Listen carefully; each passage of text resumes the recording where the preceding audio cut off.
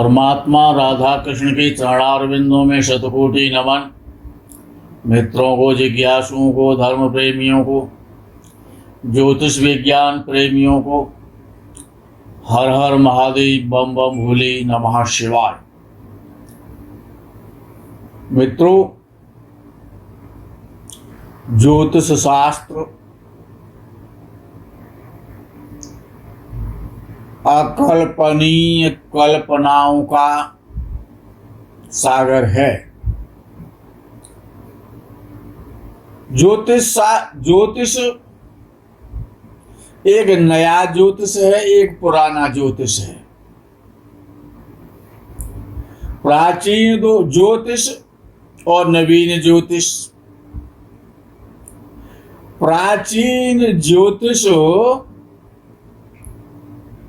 हमेशा सर्वदा सर्वथा अपने में महत्वपूर्ण है और रहेगा। प्राचीन ज्योतिष, पुराना ज्योतिष बड़ा सरल है, श्रेष्ठ फल देने वाला है।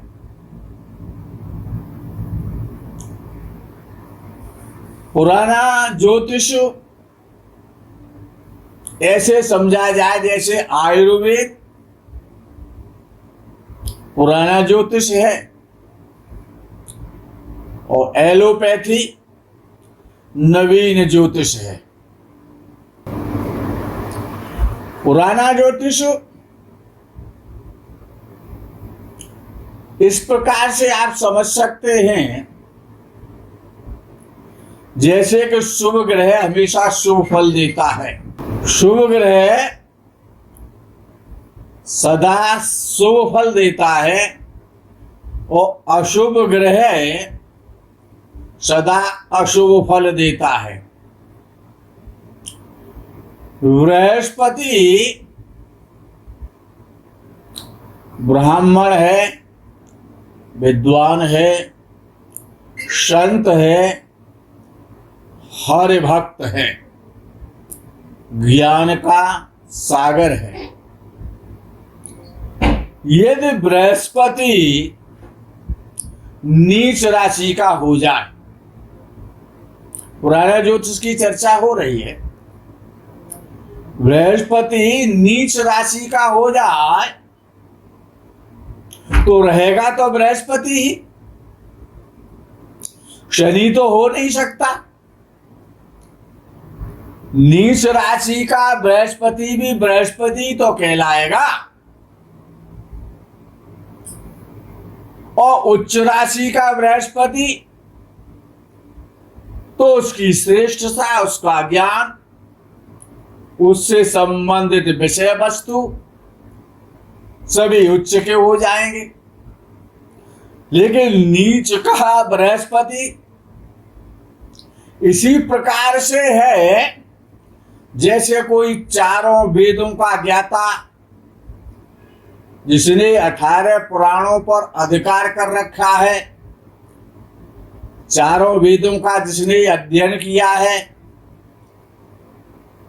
जिसने 6 शास्त्रों का आलोडन किया है, वेद और वेदांत आदि का जो ज्ञाता है, यदि ऐसे हरि भक्त को, ऐसे ज्ञानी को ये तो शराब पिला दी जाए, शराब पिला दी जाए तो उसको नशा हो जाएगा। क्योंकि शराब पीने के बाद पापत्व आता है, मन में राक्षसी बुद्धि हो जाती है।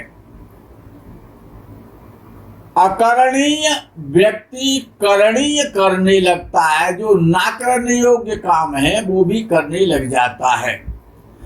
लेकिन बृहस्पति इसी प्रकार से फल देगा नीच का भी, जैसे कि जिसने जीवन भर गंगा का स्नान किया हो, लंगोटी और अचला लगा करके वेदों का स्वाध्याय किया हो, पुराणों का अध्ययन किया हो, नित्य त्रिकाल संध्या करता हो, भगवान के चरण शरण में रहता हो और ऐसे व्यक्ति को और शराब पिला दी जाए तो वो रहेगा तो विद्वान ही। यदि चर्चा भी करेगा तो हर भक्ति की चर्चा करेगा, क्योंकि उसके पास जो ज्ञान है वो पुराणों का ज्ञान है। संतों की चर्चा करेगा, भगवत चर्चा करेगा, संकीर्तन करेगा, लेकिन करने का प्रकार बदल जाएगा, उसमें दोष आ जाएगा।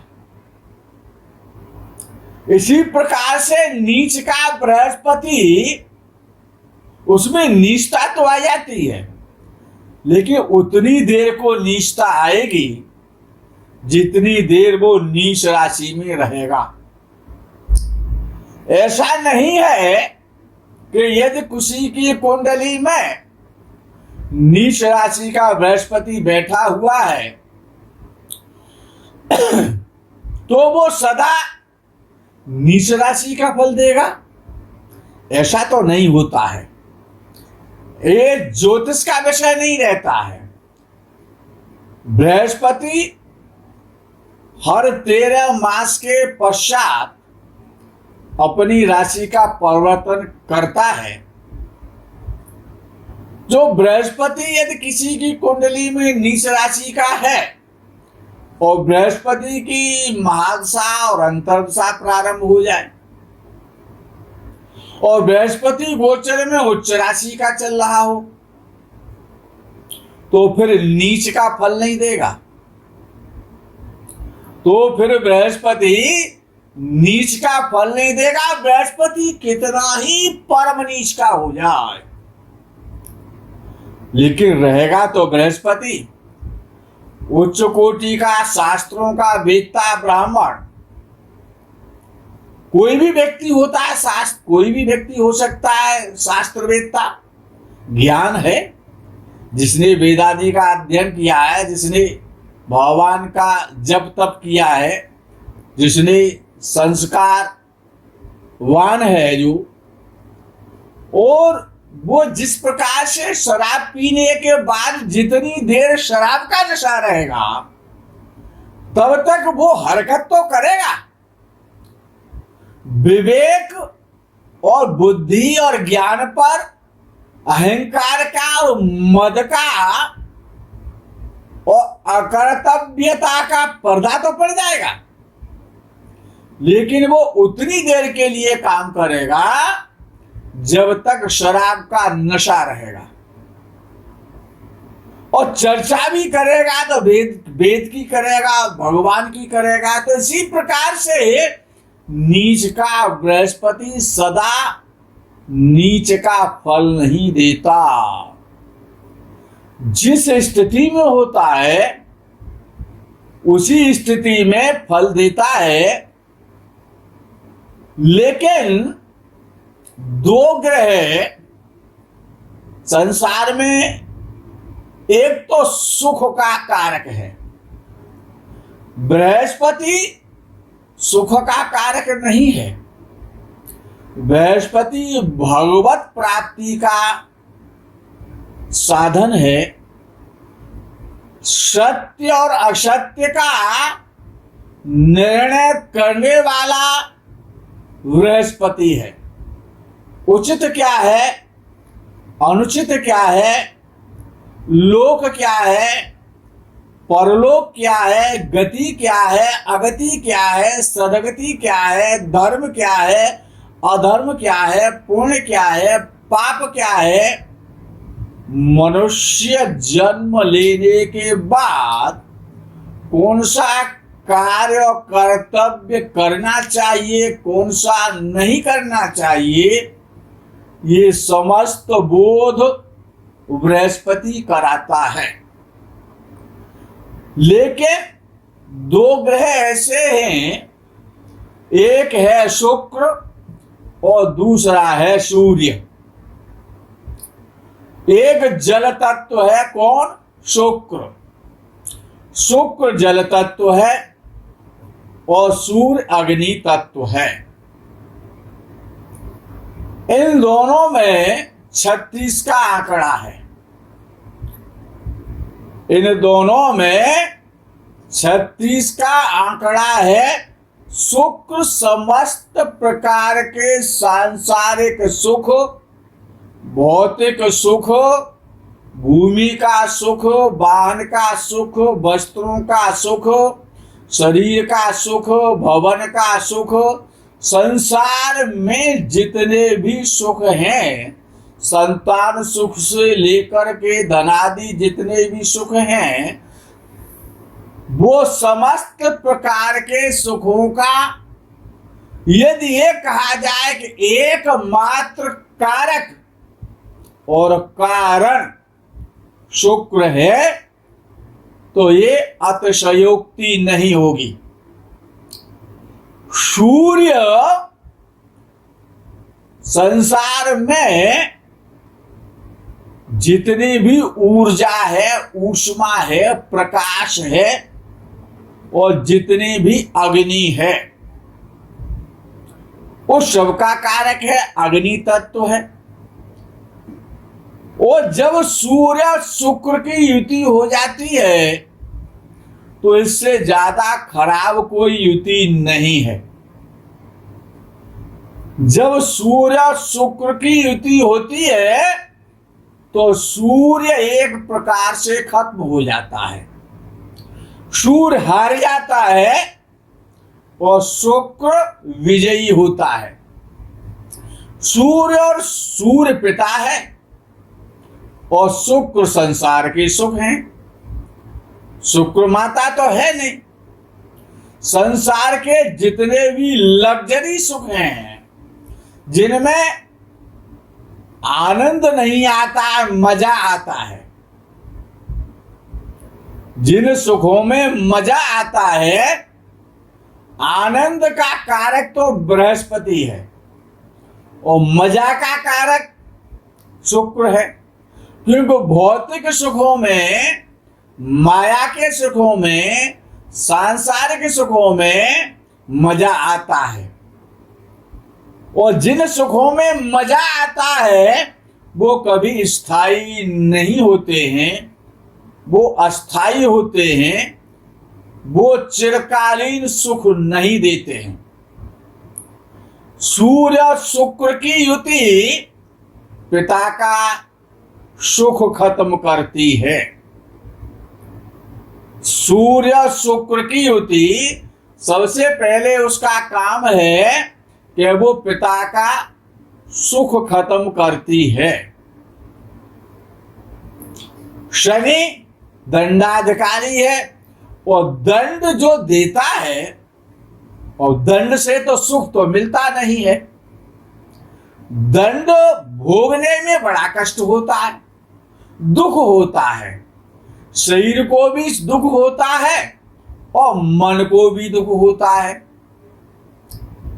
तो जो दुखों का कारक है, जो केवल दुख ही दुख देता है, अच्छा शनि नीच का हो जाए या उच्च राशि का हो जाए, रहेगा तो शनि, वो बृहस्पति या शुक्र तो हो नहीं सकता, सूर्य तो हो नहीं सकता। शनि यदि नीच राशि का भी होगा तो उसका पापत्व और उसकी जो दंड, पापत्व क्या है, जो हमारे द्वारा किए हुए जितने भी कर्म हैं उनका जो भोग भोगना पड़ता है, वो भोग भोगवाने में शनि का रोल है। शनि दंड देता है और भोगों को भोगना पड़ता है, और दंड जब व्यक्ति भोगता है, अच्छा जो दंड का मतलब क्या है कि 4 डंडे और पीठ में मार दिए जाएं। दंडा से किसी की, अच्छा दंडा से सब डरते हैं, कुत्ता भी दंडा से डरता है और मनुष्य भी दंडा से डरता है। हर आदमी दंडा से डरता है, क्यों? दंडा जो है वो भय है। दंडात किसी को दिखा दिया जाता है तो वो वहीं रुक जाता है। इसीलिए जो भय का कारक है, जिससे डर लगता है, जो हमेशा दंड लेके चलता है, वो जो सबको दंडित करता है, जो दंडाधिकारी है। इसीलिए अब दंड से तो सुख तो मिलता नहीं है। डंडा खाने के बाद कोई हंसता है क्या? अगर किसी में 4 डंडे मजबूती से मार दिए जाए तो वो क्या करेगा? हंसेगा या रोएगा? तो जब शनि अगर उच्च राशि का हो जाए तो रहेगा तो शनि, लेकिन उसकी जो दंड देने की जो प्रक्रिया है, जो उसको जो दुख देना चाहिए दंड के माध्यम से, वो सरल तरीका से देता है। उसको भोगने की सामर्थ्य पहले पैदा करता है और बाद में दंड देता है। दंडाधिकारी तो है, लेकिन बड़ी सूझबूझ के साथ, बड़े ज्ञान के साथ पहले आपको सारी सुख सुविधाएं, यदि आपका शनि उच्च राशि का है तो वो आपको सारी सुख सुविधाएं प्रदान कर देगा। लेकिन जिस समय वो अपनी नीच राशि में जाएगा गोचर में, या अपनी शत्रु राशि में जाएगा, तो तब तो आपको दंडित करेगा। और 7.5 में तो दंडित करता ही करता है। ढैया में और 7.5 में वो निश्चित रूप से विशेष दंडाधिकारी हो जाता है। उसमें क्रूरता आ जाती है, फिर वो पिघलता नहीं है, वो दंड को माफ नहीं करता है, उस पर ब्याज लगा करके, सूद लगा करके और वो दंड देता है। अब वो एक दंडाधिकारी है तो दंड कैसे देता? अच्छा, उसमें अगर नीचता आ जाती है तो नीच का शनि इसीलिए खराब है कि जिन जिन वस्तुओं से सुख मिलता है, सुख किससे मिलता है?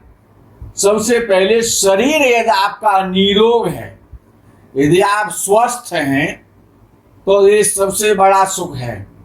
अगर शनि खराब हो जाएगा तो शरीर रोगी हो जाएगा, शनि नीच का हो जाएगा तो शरीर रोगी हो जाएगा, और जब शरीर रोगी हो जाएगा तो आपको कष्ट मिलेगा, आपको दुख होगा, आप भय के, अज्ञात, आशंका के शिकार बने रहेंगे। तो सबसे पहले जो शनि है, ये पुराना ज्योतिष है। नए ज्योतिष की चर्चा तो प्राय ज्योतिषी करते हैं। ये दशांश कुंडली है, ये द्वादशांश कुंडली है, ये तुषांश कुंडली है, ये अष्टोत्तरी दशा है, ये योगिनी दशा है, ग्रह इतने अंश पर हो, ग्रह इतनी राशि, ये हो वो हो। ये क्या है? ये नई ज्योतिष है, ये नई ज्योतिष है। और जो आज आप सुन रहे हैं ये पुरानी ज्योतिष है। इसको समझना बहुत आवश्यक है। ज्योतिषी बनने के लिए पुराने ज्योतिषी बनिए, नए ज्योतिषी बनोगे तो आप भी भ्रमित होंगे, और जिसको भी ये ज्ञान आप देंगे अपने द्वारा वो भी भ्रमित हो जाएगा। जिस प्रकार से कि शुक्र किसी भी भाव से जब द्वादश भाव में बैठता है, शुक्र किसी भी भाव से जब द्वादश भाव में बैठता है तो आगे के भाव को मजबूत करता है, उसके सुखों को बढ़ाता है, उसमें वृद्धि करता है। जैसे कि ये कार्य पुरुष की एक आपके सामने कुंडली बनी हुई है। अगर शुक्र द्वादश भाव में बैठेगा, ये लगन मान लें आप, और ये द्वादश भाव है, जब शुक्र द्वादश भाव में बैठेगा तो लगन को मजबूत करेगा, आपकी आयु बढ़ाएगा, आपको सुंदर करेगा, आपका सम्मान बढ़ाएगा, आपका अट्रैक्शन बढ़ाएगा, समस्त प्रकार के सुखों को शरीर के द्वारा और भोगने की शक्ति देगा। ये तो शुक्र द्वादश भाव में बैठा है लगन से तो, और यही शुक्र यदि लगन में बैठ जाता है, इसको हम द्वादश भाव में बैठा ले दें तो वो लगन को पावर देगा, लगन को सुख देगा, लगन की शक्ति बढ़ाएगा, लगन की वृद्धि करेगा। और यदि यही शुक्र लगन में बैठा है तो क्या करेगा, तो वो धन भाव को मजबूत करेगा, कुटुंब से आपको सुख मिलेगा, धन से आपको सुख मिलेगा, आपको सुंदर बनाएगा, अट्रैक्टिव बनाएगा, धनी बनाएगा। तो क्योंकि ये जो शुक्र जो लगन में बैठा हुआ है, ये धन भाव से द्वादश भाव में बैठा हुआ है। और यही शुक्र यदि आपका धन भाव में बैठा हुआ है तो वो तीसरे भाव को मजबूत करेगा, आपके छोटे भाइयों को सुख देगा, आपकी यात्राएं सुखमय कराएगा, आपका पराक्रम बढ़ाएगा, हर प्रकार से आपका उत्साह वर्धन करेगा, क्योंकि यहां से ये दूसरे भाव में बैठा है। यदि यही शुक्र तीसरे भाव में बैठ जाए तो चतुर्थ भाव को मजबूत करेगा, चतुर्थ भाव को अपना पूरा सुंदर और श्रेष्ठ प्रभाव देगा, चतुर्थ भाव की वृद्धि करेगा। तो भूमि का सुख देगा, भवन का सुख देगा, माता का सुख देगा, जन्म भूमि का सुख देगा, वाहनों का सुख देगा, लग्जरी गाड़ियां देगा, समस्त प्रकार के सुखों को अकेला यहां बैठ करके शुक्र बढ़ाएगा। अच्छा, ये विश्वोत्तरी जो मादशा है या अंतर्दशा है या प्रत्यंतर दशा है, ये पुराना ज्योतिष है, ये पुराना ज्योतिष है, ये पुरानी ज्योतिष है। तो जब शुक्र की अंतर्दशा आएगी, प्रत्यंतर दशा आएगी, तब चतुर्थ भाव संबंधी वो सुखों को बढ़ाएगी। यदि आपका शुक्र तीसरे भाव में बैठा हुआ है, यदि यही शुक्र आपका चतुर्थ भाव में बैठ जाए तो वो पंचम भाव को मजबूत करेगा, पंचम भाव को बल देगा, पंचम भाव संबंधी सुख बढ़ाएगा, पंचम भाव की वृद्धि करेगा, संतान की वृद्धि करेगा, ज्ञान की वृद्धि करेगा, धन की वृद्धि करेगा। जितने भी पंचम भाव से संबंधित जो भी विचारणीय विषय हैं उनको वो मजबूत करेगा, बढ़ाएगा। और यही शुक्र यदि पंचम भाव में बैठ जाए तो छठवें भाव को मजबूत करेगा। जब छठवें भाव को मजबूत करेगा तो क्या करेगा, वो ये करेगा कि आपको रोगी बनाएगा, आपको ऋणी बनाएगा, आपके शत्रु बढ़ाएगा, आपका संबंध कोर्ट कचहरी से कराएगा। क्यों? कि ये शुक्र की नीच राशि भी है।